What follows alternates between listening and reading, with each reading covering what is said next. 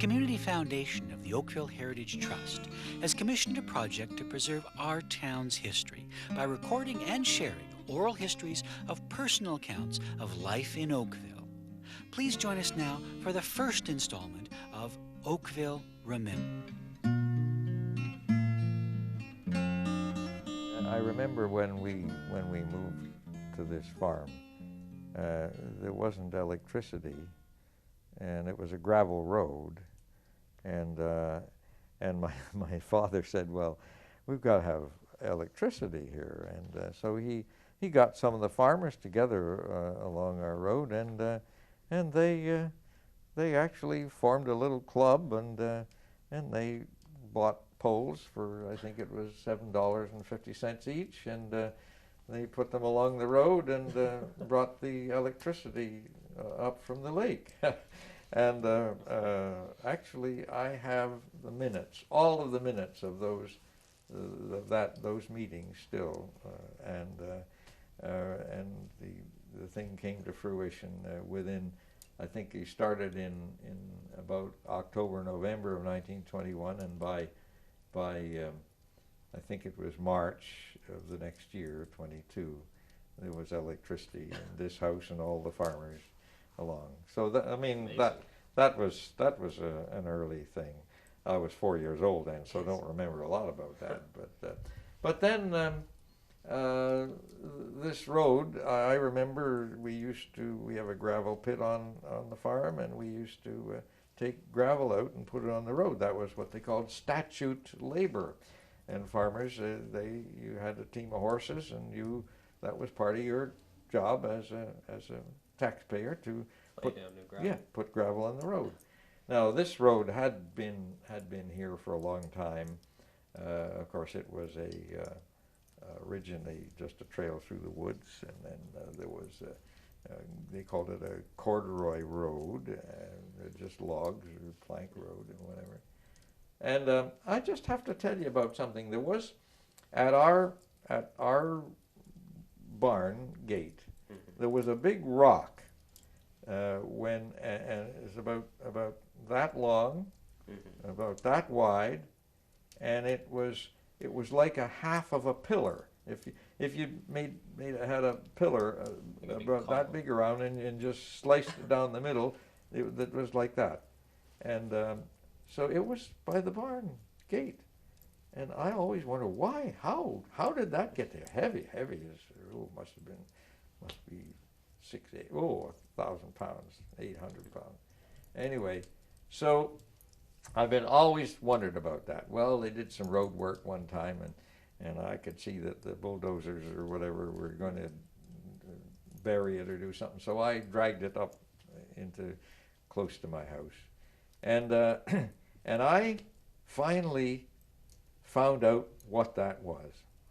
One day, and this is very recently, so I'd been worrying about this all my life. Very recently, I was up in Milton, and I happened to be passing by the jail, the old Milton jail. Yeah. And there's a wall where they kept the prisoners in. There's a great wall about that thick. And here on the top of the wall were these stones like the one I have. And right along the top you can see it just the cap for the wall. Yeah. So when I saw that, I thought, now I know what that stone's all about, but how did it come to be down here 10 miles south of Milton? So as I thought about it, I thought, well, probably. Now we're talking, I mean, when that wall was built, that would have been at least 100 years ago or more. It's certainly back in the 1860s or whatever. But this road was just a corduroy road, and the only transportation was ox cart or horses or something, and the only transportation anywhere else was by boat. I mean, there was no railway, no trucks. This is long before trucks and big roads, and so I thought probably this was quarried up in the escarpment near Milton, and it was being transported down to Lake Ontario to go on a ship to go somewhere, probably for another jail wall. Who knows? And maybe when it just got here, maybe the axle on the wagon that was hauling it broke, or it slipped off the wagon, and it's just so heavy that people said, "Oh, there's no way we're going to pick that up," and so there it was, and it was there from that time and all the way till the time that I rescued it.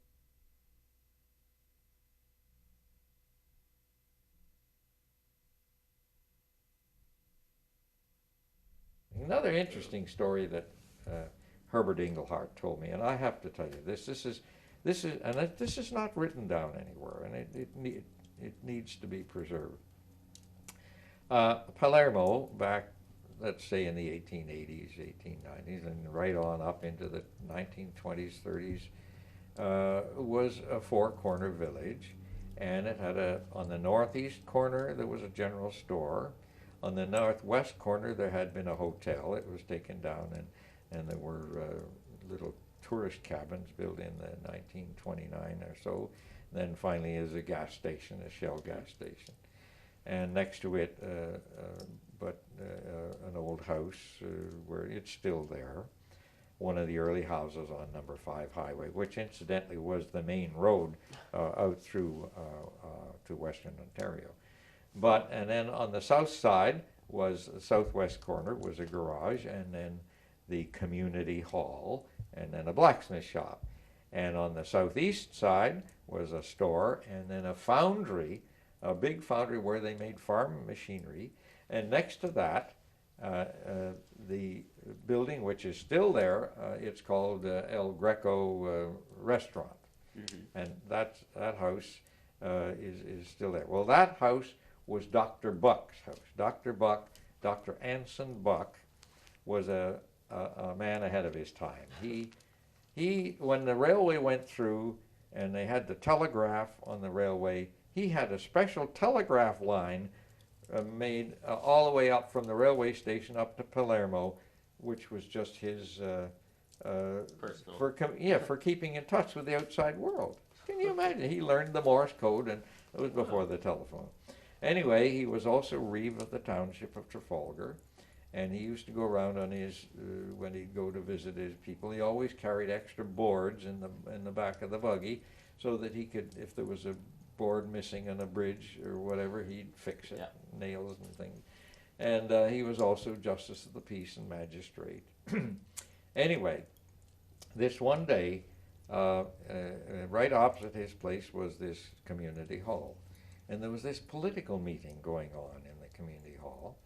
And I don't know which, of course, we're conservatives and liberals, or liberals and conservatives. And I'll tell you, they took their politics very seriously in those days. And so I don't know which party it was. Mm-hmm. Let's say, I don't like to say because, anyway, whichever party it was, we're having this rally or meeting in the hall.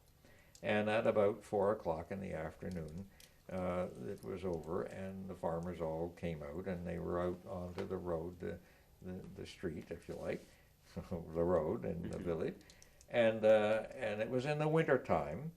And this person who was of the other party was driving north on the road with his horses and a sleigh, a great big team of draft horses, and he was standing there the way farmers did, standing on his sleigh and driving them, and he yelled ahead of all these people that were out of the other party onto the street.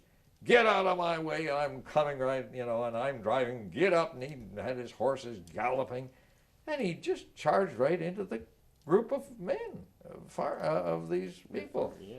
And alas, one of those men was very badly damaged. The horse hoof crashed his head, bashed it right in. So Dr. Buck was in his house. So, of course, they rushed him into the Dr. Buck's little office or whatever. And Dr. Buck said, "Well, I'll do what I can." And he had somebody put on water and, to boil and do everything. And he ran into his dining room. Now, this is in the house that's still there, the El Greco restaurant.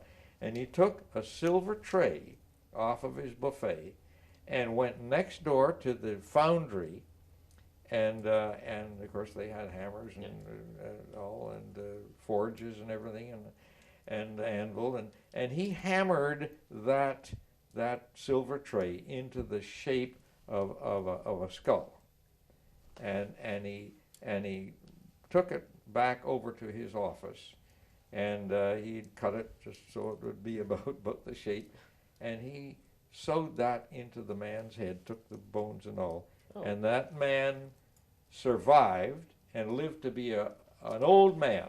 Now, I don't know who it was, what his name was, but that actually happened.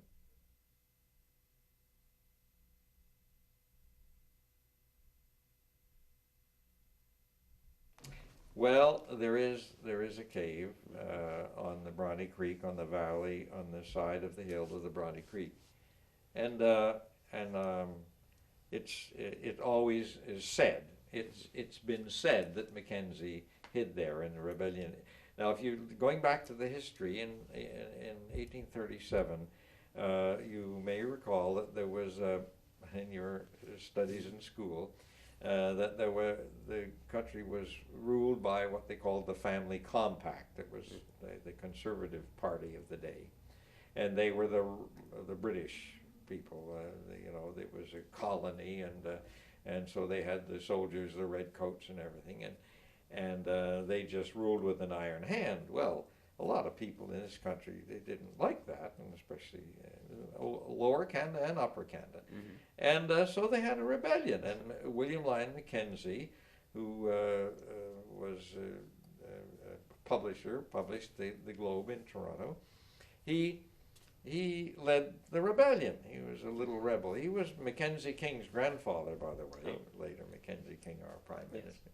Anyway, so he led the rebellion, and most of the rural people, they were farmers, and they were the liberals, and they weren't happy about the way they were taxed and all the way they were being lorded over by these urban people and British and so on. So anyway, they had a final battle at Montgomery's Tavern on North Yonge Street in 1837, and it was in the late fall, and Mackenzie was totally routed, and so he fled from that battle all across this countryside over to Niagara to get to the United States where he could be safe. And as he was fleeing, it is said that he hid in this cave on the banks of the Bronte Creek, 12-mile creek in upstate. And so, of course, all the kids, I used to go there when I was a kid, and every kid in this whole area, they knew about Bronte Creek and how they, and about the cave.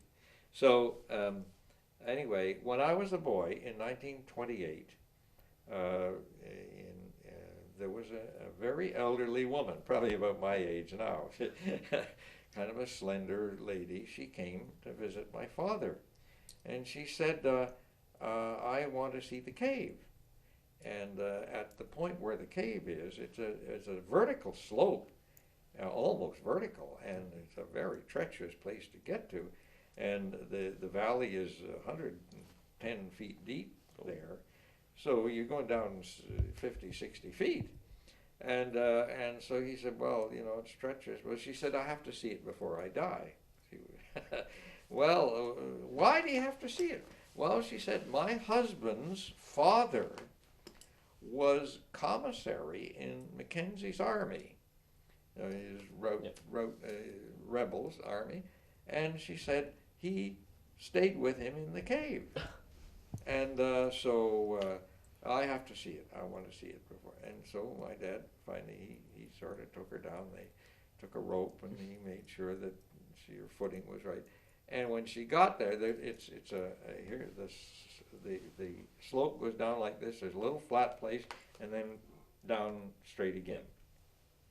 So they walked across this, and she was ecstatic. She said, it's exactly as my father-in-law told me, and described it to me. So anyway, my father said, oh gosh, is that right? Well, she got all excited. So when they came back to the house, he got her to, he wrote out an affidavit, and he witnessed it and she signed it. And I have that affidavit here. Here it is. And see, here's her name, Mary McDonald, and here's my dad's witness signature. And the date is June 10th, 1928. And I remember that because I was actually 11 years old then. So there's an official document. Now that, of course, I'm going to see that gets with the Mackenzie papers and in the Ontario archive, but there are copies of that around. It's remarkable. So anyway, so we do know, and I've done a little research in it, and I found that the man's name was Davidson. The commissary? Yes. Okay. And so I know Davidsons in Burlington who were related, and it turns out that this man Davidson was on a farm. He was a farmer from east of here, somewhere around about lot 16 or something, and so he knew about the cave, and that's how they hid there. So I don't know how long they hid there, but it says in the document that he stayed. So that's a piece of real history, and for sure it's known now that Mackenzie hid there.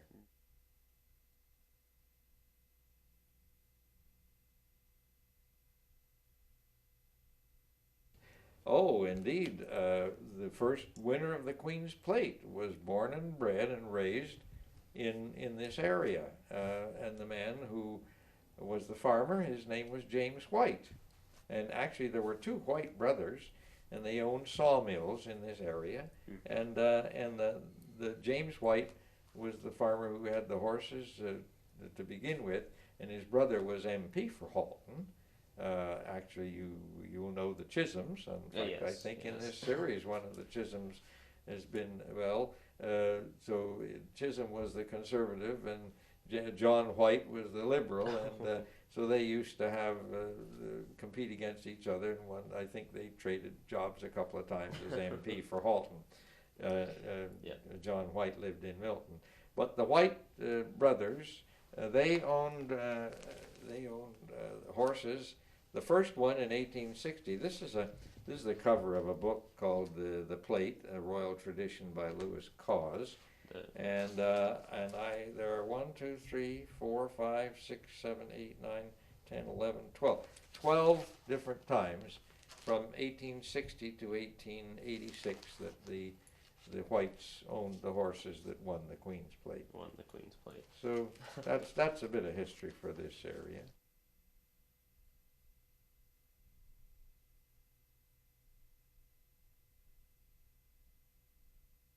I was born right here in Oakville, actually at the foot of Thomas Street, in what they call the working men's houses. Really? And they were built originally in the 1800s for the men that were working on the schooners in the harbour.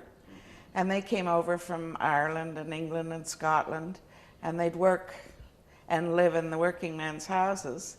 And then after about a year, they'd bring their families over. So when I was born, there was a small nursing home in one of them, and that was back in 1931. And Oakville was a very small, peaceful, lovely little town, and it really was. I grew up in the 30s, and my father had a bake shop and candy store right on the main street. So we were very fortunate. We got to meet everybody in the town, and everybody knew us. And in this winter time, we'd go skating on the 16-mile creek, and we could skate from the harbor right up to the old mill, which is Spears Road. And along the way, there'd be bonfires. And then in the summertime, we swam all summer. At the foot of Dunn Street, there was a small pier, Miss Lightburn's Pier, and we learned to swim there in Lake Ontario. And it was a wonderful experience. My father would start baking about 4 o'clock in the morning, so that he was finished his work about noon. And every afternoon he'd take us swimming down at the lake all summer long. No, it wasn't really growing then. It was just a quiet, sleepy little town. Actually, there were a lot of very wealthy people that lived down the lake shore at the east side of the town. A lot of estates and very, very wealthy people.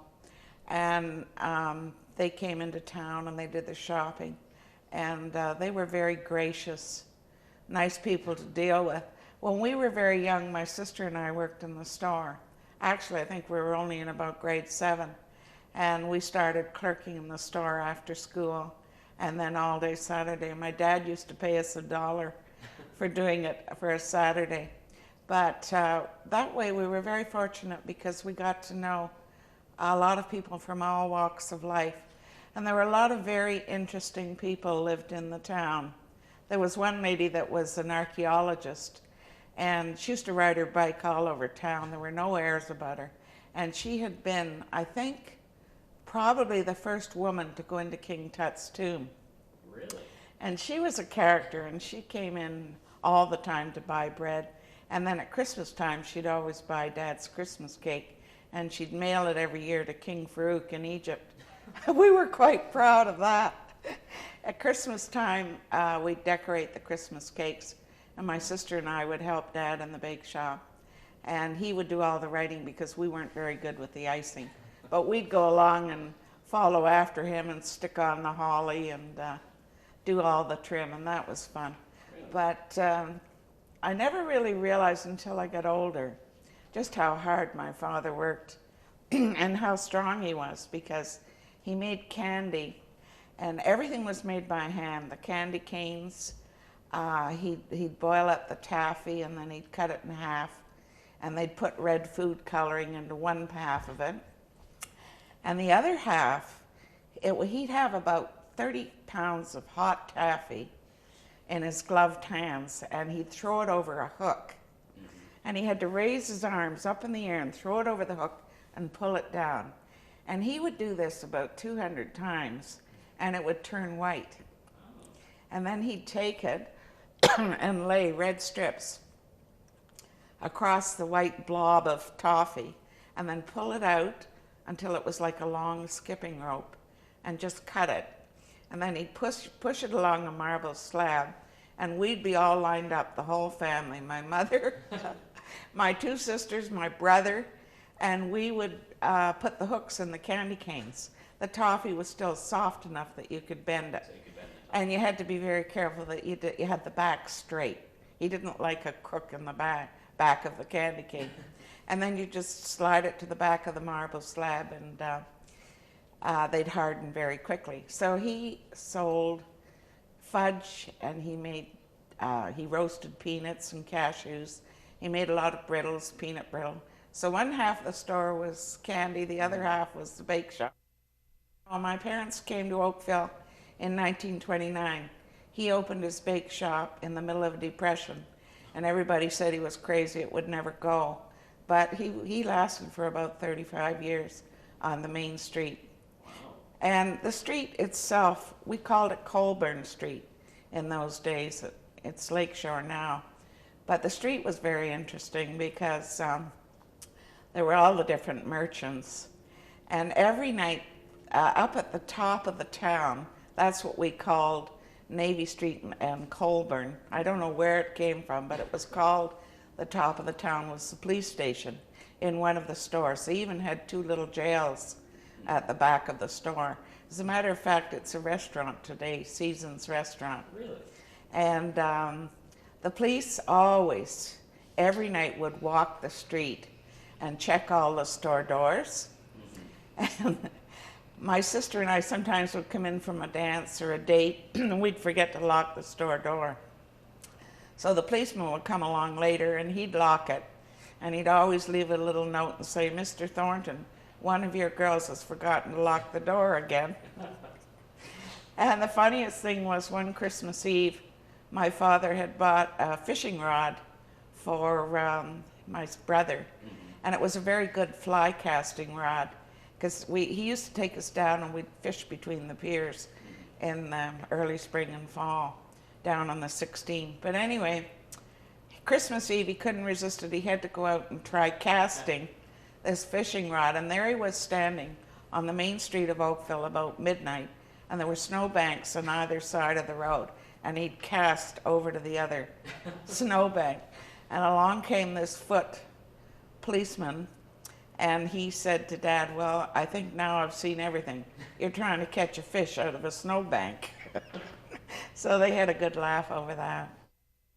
Yes, there were 4 schools in the main town. There was Brantwood School for the lower grades up to grade 4, and there was Westwood, which was the other side of Kerr Street for the west part of the town. And then once you got into grade 5, we all went to Central School, which is where the library is today. And we were there till we finished grade 8. And then there was only one high school in the town. And we all went there, and a lot of the rural children came into the high school too, as well as the folks from Bronte. So you had all the people coming in from the farms? That's right. That's right. There were about 250 students at Oakville High when I went to high school. So this would have been the time before busing and you know, Oh, there were no buses. ensemble of Oh, no, cars. there were no buses. I guess a lot of the farmers probably drove their children into school. We had in Oakville in the 40s what we call Teen Town, and it was located up where Wallace Park is today, in front of the curling rink. And every Friday night we had a dance there, and it was totally unsupervised. There wasn't one adult there. And we'd go and we'd play records, and we'd all dance to the records. And they sold Cokes and hot dogs, and we all took our turn selling the Cokes and hot dogs. How much was a Coke and a hot dog? I can't remember that, but I can remember we paid 25 cents to get in. I guess that bought the records. But we had a wonderful time, and there was no problem with present-day problems. As a matter of fact, there weren't any ambulances. The undertakers looked after, and I think sometimes people came to the hospital in the hearse. There were no special ambulances. It was all looked after by the undertakers. Now, there was one main undertaker in town, S.S. Russell and Son, and they were at the foot of Dunn Street in that huge house, the Marlatt House. We call it Oakville's Casaloma. But anyway, yeah, they looked after all the ambulance calls. I don't think it was until the early mid-50s that private ambulances, and then eventually they were taken over by the province. Telling the early history of Georgia Square.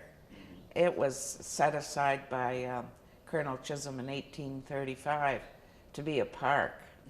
It's never ever been lived on. And it's got a very interesting history. We had a lot of runaway slaves that came to Oakville. They were rescued by Colonel Robert Wilson, and he brought them across the lake in his schooner. And there was a man that used to go with him, a runaway slave by the name of James Wesley Hill. James Wesley Hill risked his life and went down into the States and would gather up the runaway slaves, and he would bring them back to Oakville, and Robert Wilson, Captain Robert Wilson, would keep them overnight and give them a good breakfast and new clothes and help tell them where to go to find a job. And every summer, those runaway slaves would come back to Georgia Square after Emancipation Day and have a picnic. And they would always go and honor Captain Robert Wilson. They'd always go to see him. I hope future generations will love Oakville as much as we do.